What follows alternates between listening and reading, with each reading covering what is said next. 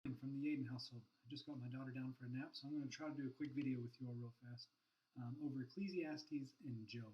Right? Before I get into that, I do want to say two things. First, I apologize. My first video went over. I'm going to try to shorten these. And secondly, I'm starting to get some responses on Canvas to the videos, and they're great. That's exactly what I'm looking for. Some of them are really good and making me go back and think about some things, catching some things. So I appreciate that.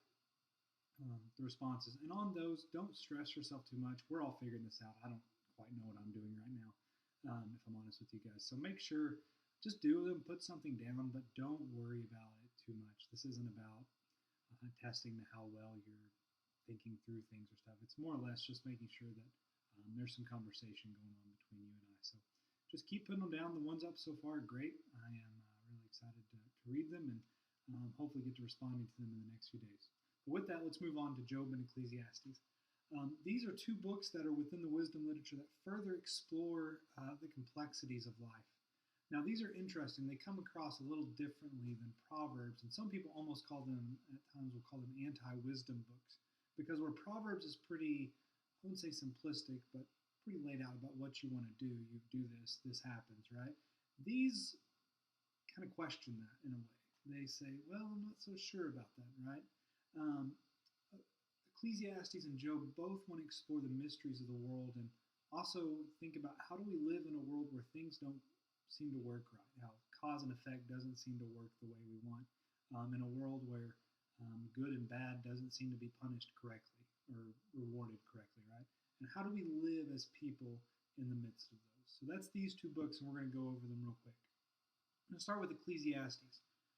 Ecclesiastes, as far as the date and authorship, we're not completely sure who wrote it. There's not a lot of information about who wrote it. I know one says the words of the teacher. That word in Hebrew is koheleth, and that's actually what Jewish people still call this book. They don't call it Ecclesiastes, they call it koheleth, which just means like teacher, wise one, someone who gathers together. It says, son of David, king in Jerusalem. Some people have taken that to mean Solomon, but I think that's a more broad sort of generic thing than a literal like son of David, like I'm Solomon.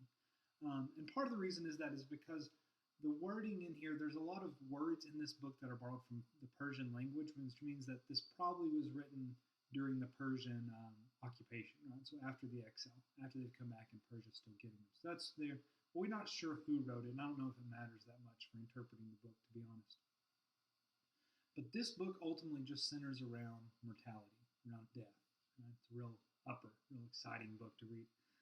If you read in the first chapter there, it says, vanity of vanities, says the teacher. Vanity of vanities, all is vanity. What do people gain from all the toil at which they toil under the sun? A generation goes, a generation dies, a generation comes, but the earth remains forever. The sun rises, the sun goes down and hurries to the place where it rises. The wind blows to the south and goes around to the north. Round and round and round goes the wind. Right?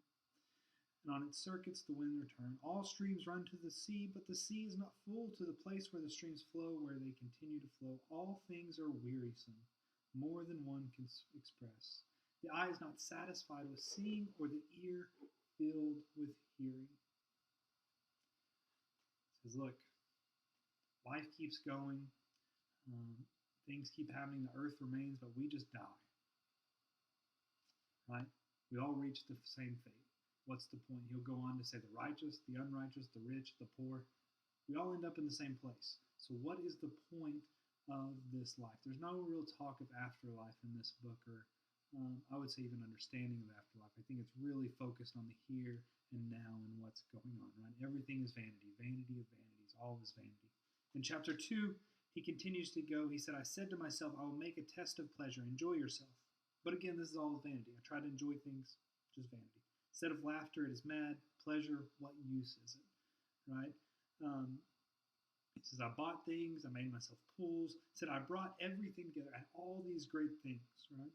And then in 2:11, he says, then I considered all that my hands had done and the toil that I had spent in doing it.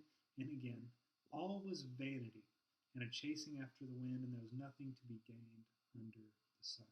And you kind of see him skimming through he just feels lost through most of this book, right? What's the point? I've tried amassing things, I've tried building things, tried getting things, nothing works. So you see that keep on going through the book, right? Until you get all the way, we'll go to chapter 11, right? And you start to see a little bit of a final verdict, a little bit of a conclusion, but it's still not a happy ending, I would say so far, right? So in 11:5, he says, just as you do not know how the breath comes to the bones in the mother's womb, so you do not know the work of God who makes everything. In the morning sow your seed, and at evening do not let your hands be idle, for you do not know which will prosper, this or that, or whether both alike will be good. Light is sweet and it is pleasant for the eyes to see the sun, and even those who live many years should rejoice in them all, yet let them remember that the days of darkness will be many. All that comes is vanity. And then in 12:7-8, he says, the dust remains to the earth as it was, and the breath returns to God who gave it. Vanity of vanities, says the teacher. All is vanity. So he repeats himself here at the end, but it's a little less negative, where early in the book, like 2:17, he says, I hate life. What's going on? Here he says, look, just find some time to enjoy life. Enjoy what you have. Enjoy what you got. He says in 12:1, remember your Creator in the days of your youth before the trouble. Enjoy what's going on. Enjoy life. Right? And so I'd say the wisdom here, right, is that you are not in control. Learn to enjoy what you have, right? It's pretty, some people call this pessimistic, negative, always talking about death. But I just think it's an honest book. We all die. We're all going to be forgotten. So what can we do in the meantime? Enjoy what we got. And I think this speaks to our modern world right now, where we have a world where it's all about getting more, being famous, being rich, always gaining more, having a bigger house or that. He says, look, you don't have control over that. So learn to enjoy what you got and what's going on right now. And that's the book of Ecclesiastes. Talk about Job now, right? Job is an interesting book, one of my favorite books that I'm excited to go over with you all. Let's start with date and authorship. The dating of it is definitely post-exilic, right after they've come back. We can see that again from the later form of Hebrew, right? This is a late, very complicated form of Hebrew. Its setting is set back probably around the time of Abraham. That's the setting of the story, but it was actually written much later, like 1,000 years later almost. So it was written after the exile, after they come back during the Persian period. We are completely unsure who wrote this. We have no idea. All we do know is someone very intelligent who is a great writer, a great poet. This is probably the most intense Hebrew, the most complicated Hebrew, the most complicated poetry in the Bible. So it's a great piece of literature in that way. A lot of people who aren't religious will find this and say this is a great piece of poetry of literature. Okay, so we don't know much about that, but I don't think it really matters again for this book. This book is mostly about suffering, right? The righteous still seem to suffer. That's the whole problem of this book, right? And it's fascinating because it seems to question other books in the Bible. It says to other books, Deuteronomy, Proverbs says, if you do this, good things will happen to you. This one puts a big question mark behind it. I don't think it necessarily contradicts them, but I think it puts another perspective. Because yes, in the world, there is definitely times where if you do this, this will happen, right? If you work hard, hopefully you'll make some money. But there's also times where we look at this world and we say, I don't know how in the world that happened. What the heck is going on there? And I think this book helps us in those times. Okay, so it starts off in the form of a folktale, right? In 1:1 it says, in the land of Uz there was a man named Job. That man was honest, a person of integrity. He feared God and avoided evil. I think this is a symbol to us, that this is a folktale. I don't know if this literally happened or not, but it's given to us in the form of a folktale, right? Now, an authoritative folktale because it's in the Bible, but it's there. And we then go to the heavenly courts. And in the heavenly courts, there's God, and then there's this figure called the adversary, the Satan. Some people connect this completely with Satan. I think this seems to be a little different figure. But this figure comes to God and says, hey, Job is only worshiping you. He's only a good guy because you've given him so much. If you take everything away from him, he's not going to do it. And so God says, hey, well, let's see. Let's take this bet. Let's see what happens. Another pointer to me that I don't know if we're supposed to take this book as it literally happened, because the God of the Bible doesn't seem to be someone who makes bets with the devil and then tempts people, right? This book almost feels to me like the Charlie Daniels song, right? The devil went down to Georgia. It's setting up for a bigger point. It's kind of a literary setup, I think, for the rest of the book. So God takes everything away from Job. And what happens is some of his friends show up, and they try to comfort him. And they comfort him by saying, man, I think you screwed up. You probably should repent.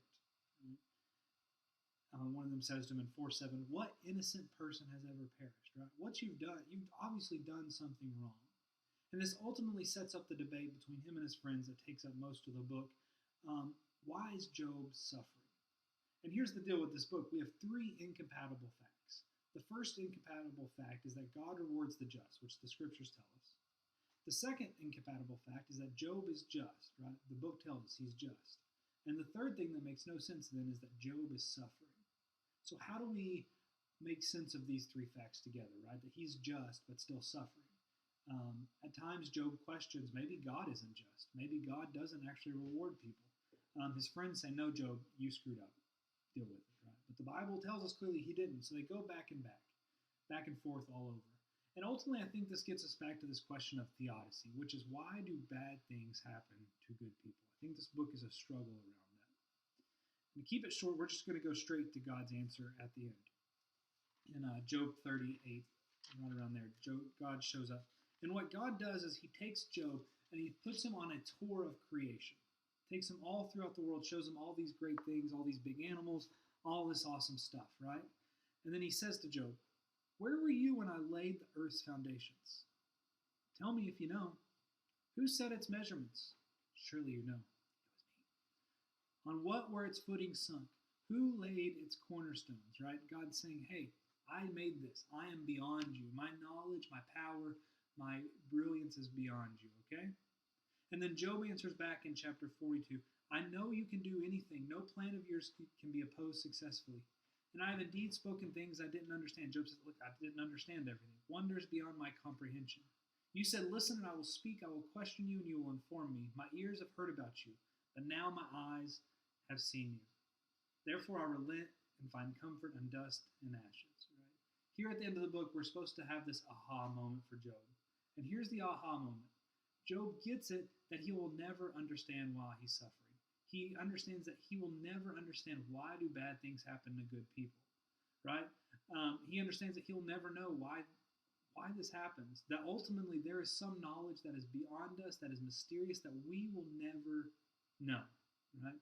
We will never know this. And I'm going to say this. Christians do not have a good answer to this question. Why do bad things happen to good people? I know some people want to simplify it. But we don't. If we did, it would be in the Bible, because I think that's one of the most important questions we ask, right? Coming over and over, right? But what the Bible does say is, look, there is an answer, but the answer is beyond us, right? Your minds cannot handle the answer to that. It would be like trying to teach my toddler calculus. Her mind is just not ready to handle it. Maybe it'll handle it one day in eternity, but right now our minds cannot handle it. And I think this is always going to be something that theists, people who believe in God, are going to have to work through. It's always going to be a question mark, a struggle, and this book leaves it there. It doesn't take it away. It just says, hey, God says, trust me, this is just something more, right? And I'll say this, I don't think this is some people say that that's the sort of death blow to Christianity or theism. I don't believe that, because everybody has to admit there's some sort of knowledge that's beyond us, right?